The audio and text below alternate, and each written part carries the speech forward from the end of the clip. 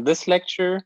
Just wanted to ask you, what did you learn in the last lecture, and what did you learn with your homework? So what do you basically remember of last lecture? What did you like, what not, and what did you learn from it? What did you take away? Who wants to start?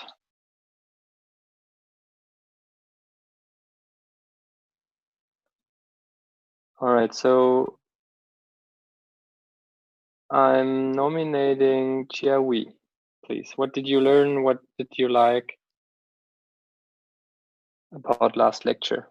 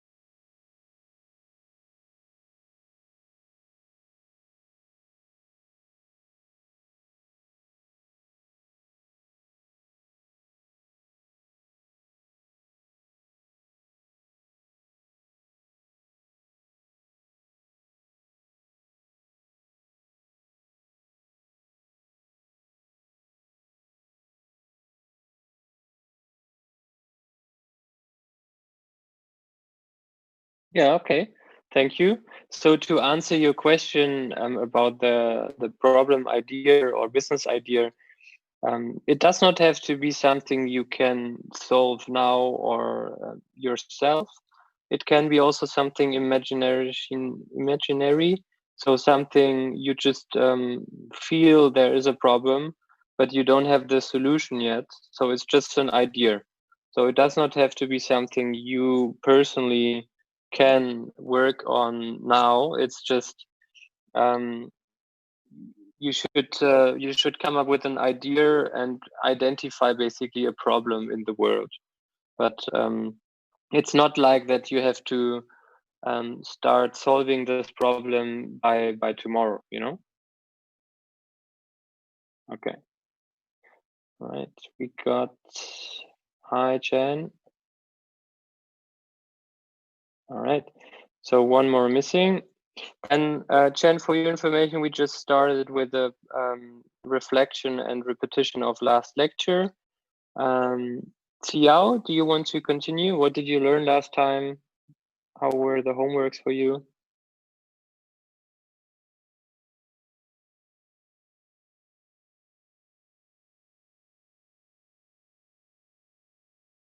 Xiao, can you go ahead?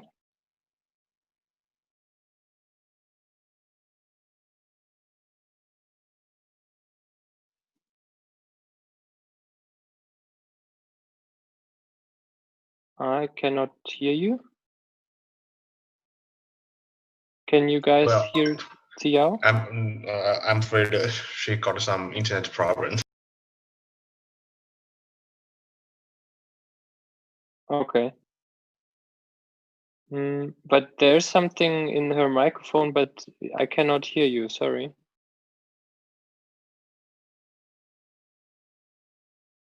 Yes, she always can hear us, but just cannot hear what she says sometimes. Okay. Can you try to fix it, Xiao? Then Ethan, do you want to go ahead? Can you go ahead? Well, we just learned some basic business theory from the last class, and yes, it's told us which part should we focus on in like the daily running a business. And how did you like the homework? Did you have some ideas? Yeah. Okay. All right, then we will dive deeper into the ideas soon. Mm-hmm. And Chen, what did you learn in the last lecture? How did you like it?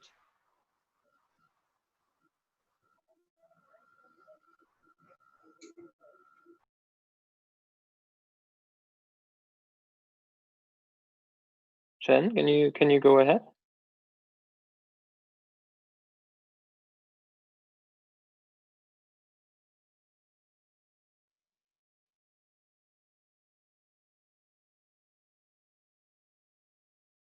Hello, Chen, are you with us?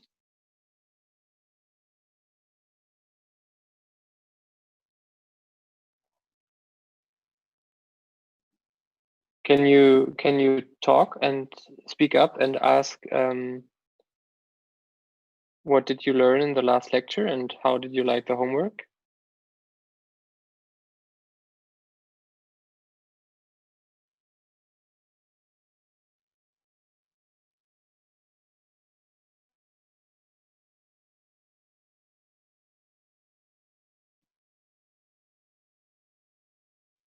Can you speak into the microphone, Chen?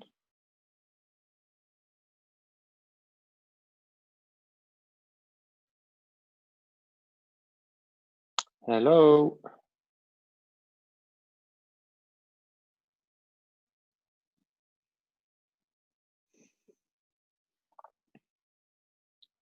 Can you speak? Not typing?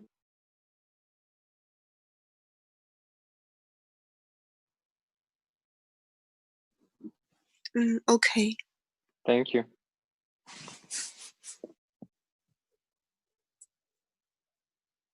Okay, so what did you learn in the last lecture? How did you like it?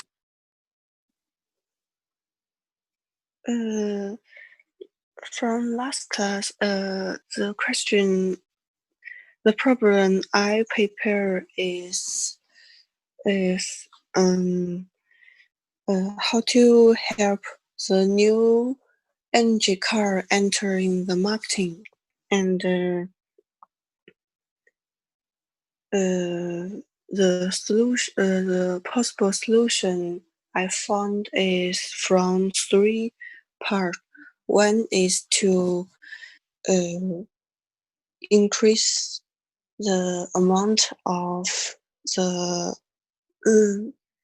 the new energy car, and the second is to increase the after sales service about the car, because is for most people they might quite understand how those cars work. Mm-hmm. Okay, then you skipped already the slide, but that is okay. So your homework was to come up with a problem, right?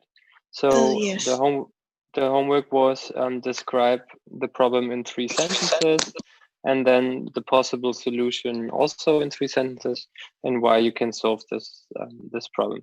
So Chen, you already started. So your problem is, can you phrase it again? Can you explain it again?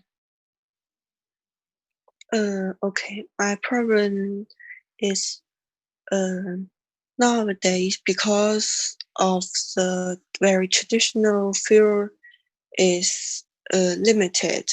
So for us in the future term is to developing the new energy car and how to have the new energy car enter the marketing is the problem. Okay, so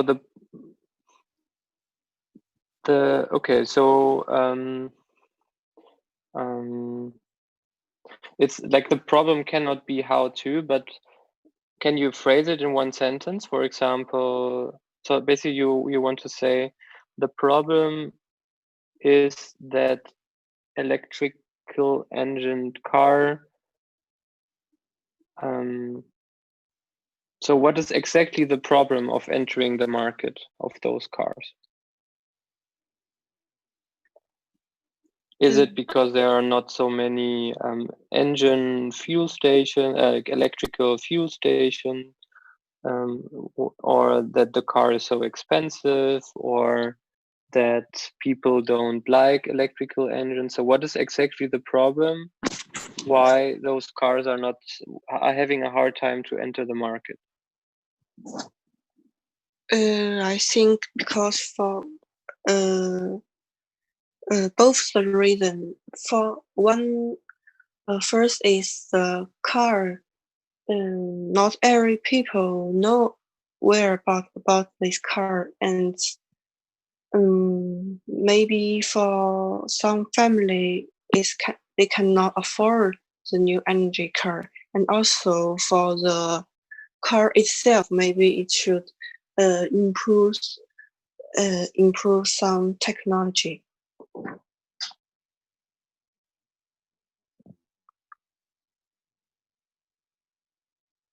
Okay. All right.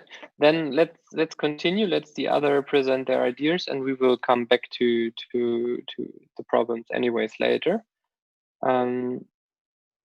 Ethan, do you want to go ahead and describe your problem and possible solution?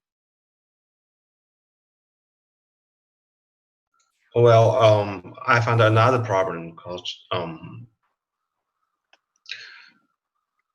which is quite more close to our daily life. That is internet connection problem. As you know, even today in Europe, in Germany, sometimes we got a internet connection problem. I mean the cell phone internet in some place, such as in some big market or shopping center. Maybe your mobile phone cannot get the signal because in the building the signal are always harder to be connected. But of course, people have the demand to connect to each other. People need the internet there. So here I also come up with a solution here. One solution is you should one solution is for the market itself. Like the shopping market, or just in take Frankfurt for example. Inside a lot of shopping mall have their free VLAN, which helps other customers to get access to that free internet. That can be one of the solution. But that's a problem. Why only shopping centers? Yeah, that's a problem because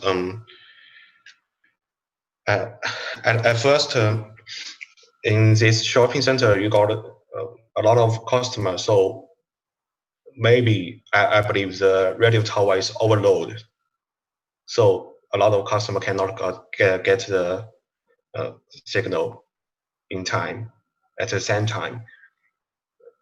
And second, in the shopping mall, they benefit a lot from these customers, and the internet service is one of the basic services they should provide. So,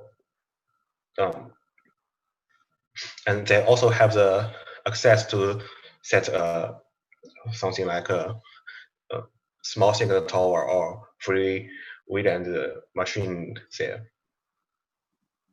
But is that like I didn't know that in shopping centers there is specifically in shopping centers there is bad connection. I knew that there is a bad internet connection or mobile data connection within Yes, for example, rural areas. For example, if you walk into Rossmann in the you know the Rossmann or DM, they have underground shopping market, and that's the problem. Okay. That's the problem. You lost the connection to each other, to others, and you don't know what happens there. Okay.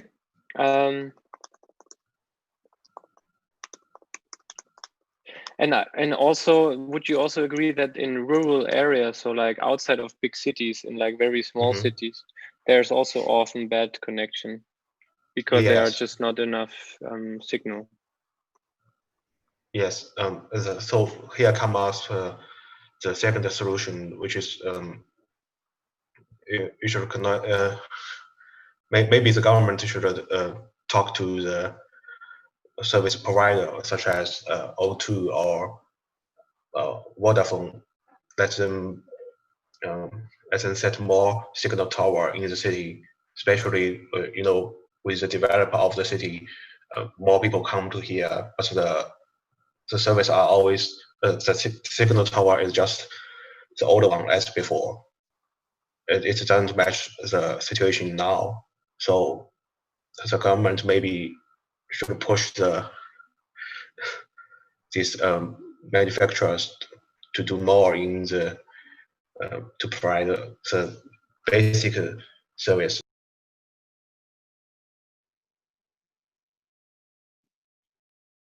Are you still here? Sorry, I just misclicked. Sorry, I just misclicked the keyboard. No problem. Yeah. Okay. So basically, I understand the problem. What you need to worry or what you need to watch out for is to this problem, you should be able to come up with a solution and not the state, the Vodafone, or somebody else, right? Because you want to find a problem to which you can find your own business solution, basically, right? So well, that's a three. That's one of my last point is maybe we can you can make a new company which provide exactly the we can provide the exactly the service in this area, in this small area. Okay. Yeah. In general, I like the problem, and if you can come up with a solution you can create, basically, it's good. Cool. Okay, so then, Chia-Wei, can you describe your problem and possible solution?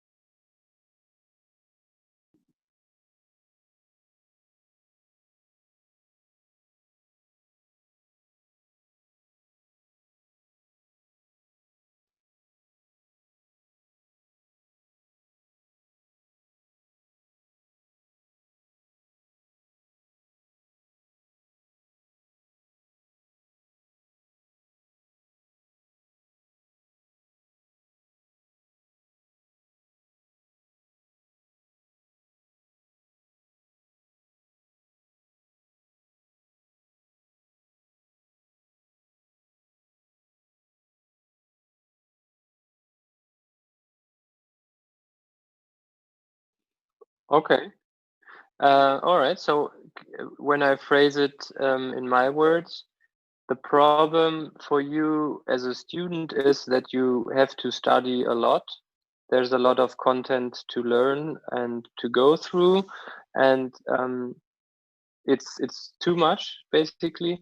And the solution you have in mind is some AI software which goes through the exams questions or test questions you did wrong and then give you basically a customized learning program. So you basically only learn the things which you did not know before.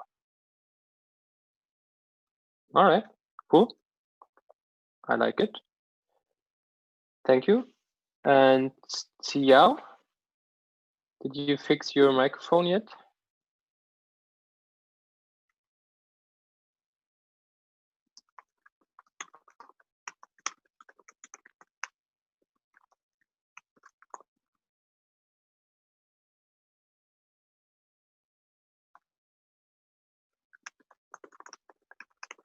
Okay, I guess you did not fix it. Can you then, she's logged off.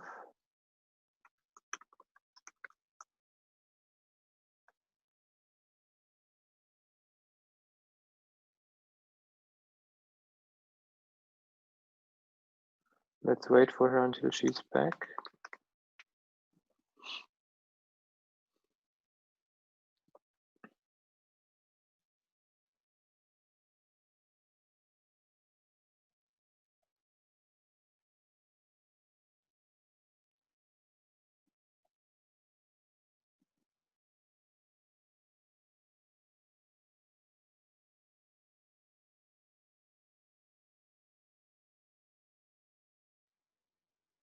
Okay, I guess let's continue.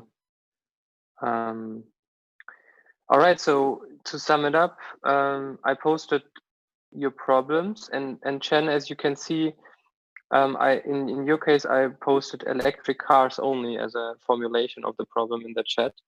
So we need to find here an exact, like one exact problem.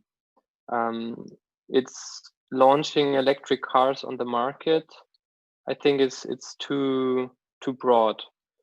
So I hope that we can, throughout the lecture, we can find one problem which is like more concrete, like the others had. All right, but we will get there. All right, so today, I also mentioned these problems here on this slide. In case you don't find any problem you can work with, you can feel always free to use one of those problems and solutions, just for your help. So as a repetition of last week, last week's lecture, we got to know that no market need is one of the top startups failure reasons. That is why you should always validate your business idea and do some research and ask people, potential customers, before you actually start your company if that problem you want to solve is actually important for them. So that is why we're doing this course here, to find out and give you some methodologies and theory and also practice about how to find out if there is a market need for your idea or not. We looked at the Fab.com business case, successful e-commerce player who went to not successful, and they burned 300 million euros or dollars funding. So what is basically the core problem of those startups? They assume that people wanted to have their products, but they didn't know it before. So basically, that is what we want to change and do differently. We want to get market feedback, customer feedback, and actual customer data, and not only assume and assumptions. Nevertheless, so basically this process is called validation. And if you Google validating your business idea, you find a lot of content around it. So basically, what is validation? Validation is the process of gathering evidence and learnings around your business ideas through experimentation and user testing. Experimentation user testing means that you actually ask real humans and real people, and you look at their behavior, so to find out if they actually want to buy your product or not. So you see it actually in this case here, in this example. This is how many companies are built, and which is not so good actually. So imagine you have here on this axis on the left risk and dollars, and here you have the time. So basically, you have let's start here at 0 at the bottom. You have an idea and you build the product, you build the product, you build the product, you build the product, and then you release it, you launch it at this line here. Then at launch, you actually experience that nobody wants to have your product. Nobody wants to download your app. Nobody wants to register on your website, whatsoever your business model is about. And then you all of a sudden, you had put in a lot of money to develop your product, to produce your product, or open your restaurant. You did not only spend money, but you also spend a lot of time, and time is also valuable, right? So you need to work on your idea, you need to work on the developing, and so on. So basically, if you sum up this old traditional approach, how to start companies, it's a lot of high risk, because you invest money, you invest time, you get the validation of your business only after your release, only after you launched it. You spend a lot of budget, and that, in comparison to what we are going through this course here, is the lean approach. So the lean approach is basically, you see it on this graph, on the risk, dollar, and time axis. So you have an idea here at 0, then you do an experiment and test if this idea is good or not. Meaning, you, for example, you do a customer interview, or what we saw in the video in YouTube last time, you actually build some kind of prototype. You go into a sushi restaurant and try to sell your products, or you go to IKEA and try to put your products there.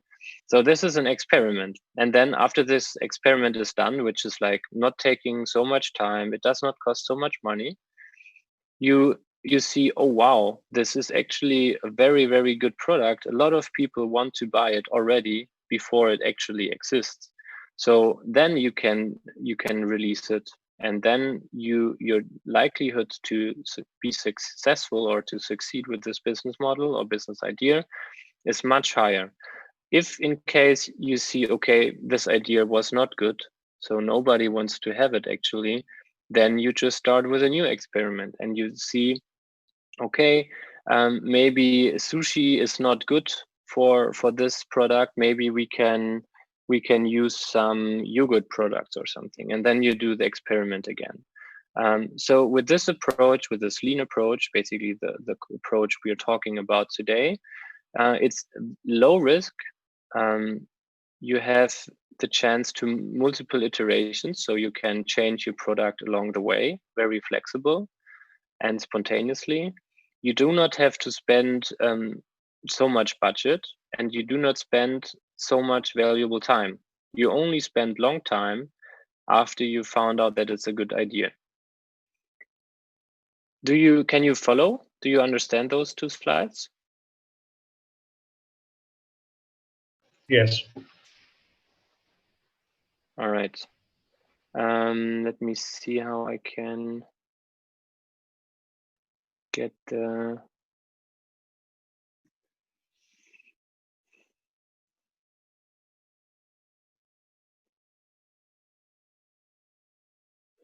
Okay. All right. In case you have any question, just send a question in the chat or just unmute yourself. Okay, so in summary, what does Lean Startup mean? It means that with this approach, with this methodology, you validate your business idea before you actually build it, right? Because in this traditional approach here, you validate your business idea after you build it. But with the Lean approach, you validate your business idea before you actually build it. So this is basically the core essence of that. And today, I will give you a short introduction, or an introduction into the first process of Lean Startup. The Lean Startup is a very dynamic framework, as you can see here on this image. So basically, you always start with learn. So you build assumptions. So we will do that later in a workshop. You have your problem, right? So Ethan, for example, your problem assumption is consumers do not have enough internet connections when they are underground or living in rural areas or within shopping malls. This is your problem assumption. So basically today we will find out how this first step works. So in this assumptions, you will learn more about your actual problem. Then in the second step, there are experiments. So for example, a customer survey, a prototype. It's always called getting out of the building. So you basically you will run some experiments with potential customers and find out if your assumptions and hypotheses are actually true. Mm-hmm. And then in the third process, you basically will measure your metrics. So you will test if your hypotheses are true, and if they are true, you will proceed, and you have basically a validated business idea. Exactly. Do you have a question, Ethan? No, I just got to understand from that picture. Cool, nice. In another picture, you can see it basically here. So last week we worked on the idea, right? On the first step, on your idea. We will define your idea today a bit better, and then we will work on assumptions and hypotheses on step 2. So this is something we will talk about today. Next week, we will talk about experimental design. So basically how to actually test your hypothesis. And then you will actually do the experimentation. And then with the experimentation, you will see, okay, 1 out of 10 people I asked, they wanted to have this product. This is not really a good sign, right? Because only 10% is not really good. So then you probably want to pivot. Pivot means you want to change your problem assumptions or your business idea. Either way, you do like a complete pivot, so you do something completely differently, or you just, for example, change your customer, your target group, or you change your business idea within the industry. So for example, Ethan, for your case, internet connection is actually, you find out that nobody has a problem with internet connection in shopping centers. So basically you change to somebody in the U-Bahn, so like in the underground metro, they have a problem and they actually need to have signal there. So this could be a pivot, right? If you find yes, I just take for the example, like the internet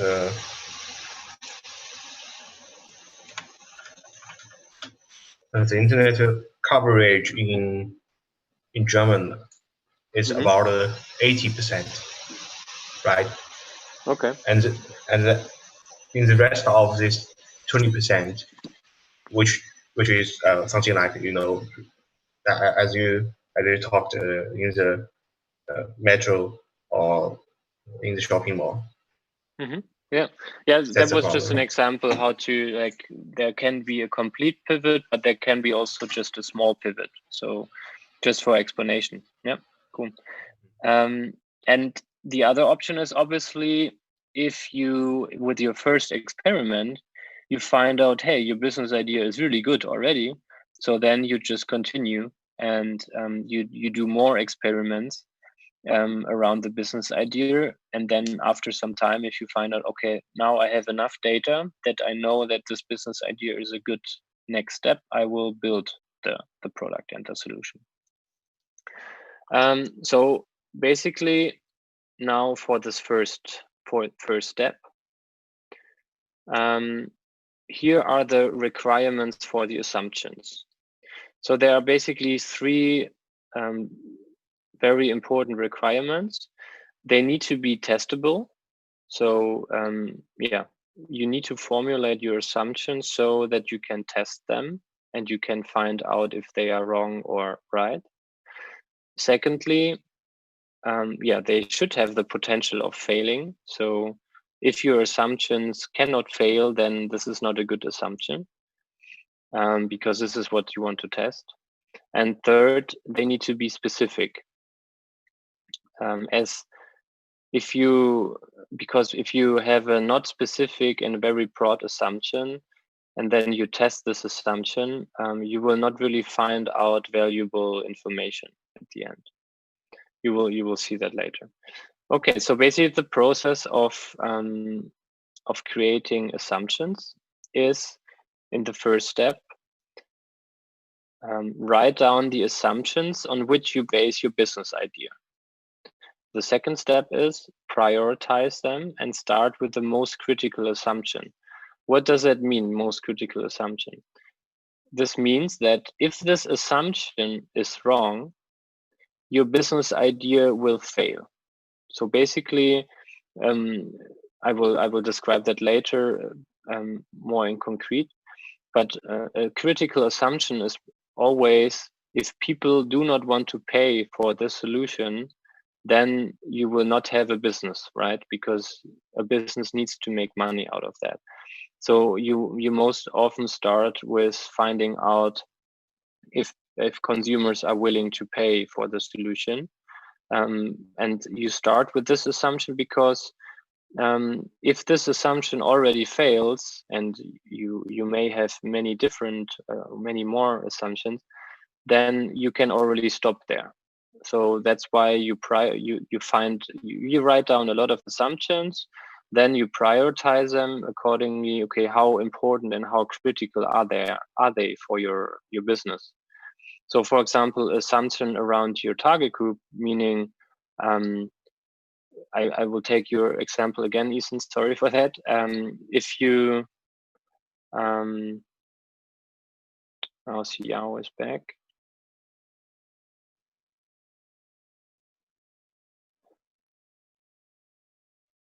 Hi, Xiao. Okay. Oh, yeah. Does your microphone work now?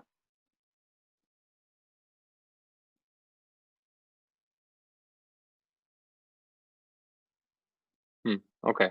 Doesn't seem that it worked. All right, I will just continue.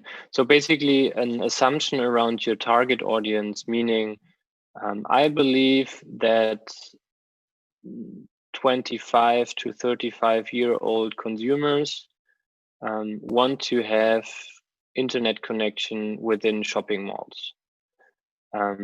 This assumption is not so critical because even if you find out that this target group between 25 and 35 years old do not want to have internet connection in the shopping mall, you can still switch it to, for example, 15 to 20 years old or 35 to 50 years old people. You can still change a lot, right? But if you find out that nobody is basically willing to pay for the service, then you have a real problem. So that's why you always start with the most critical assumption. Then you start converting your assumptions into hypotheses. You will find out more later. I will have some examples. Those hypotheses you will actually test. So yeah, I will show you the example soon. And then in the fourth step, you will actually choose and design a relevant experiment to test your hypothesis. So there are lots of different experiment designs. So there are surveys, there are landing pages you can create, there are customer interviews. There are lots of different experiments you can choose. And depending on your assumption, you can choose a different experiment design. But this fourth step we will not cover in this class. We will talk about next class. So for this class, we will talk about step 1, 2, and 3. So let me show you some examples. Xiao, just for your repetition, I was just doing an introduction to Lean Startup. You can see it in the slides I will share with you after the class. This is how traditional companies are built. So you start at 0, you build or develop your product, and then you launch it at this purple line or violet line. And then you launch it, and then you find out if it's a good business or not. But this is not good because you have a lot of risk involved. You had a lot of dollars invested, and you had a lot of time invested. With the Lean Startup approach, you can see here, it's different. You start with an experiment. So basically, you test your idea before you actually launch it. So you basically, in summary, what is Lean Startup? You have your business idea validated before you actually build your product, and not like traditional startup methods where you build your product and then you validate it. So that's the big difference. And this process is very dynamic. So you always start with your assumptions, with your problem, and you turn them into hypotheses, and then you start with experiments and test your hypotheses. And then you find out, okay, this is a good like a true assumption or true hypothesis or wrong. If it's true, you continue. If it's wrong, you have to change something in your assumptions or in your business idea. So we last week we did the idea phase. We will work on it today as well. And then today mostly about hypothesis. And then in the next weeks, we will go through the experimentation and then pivot or pre-preserve.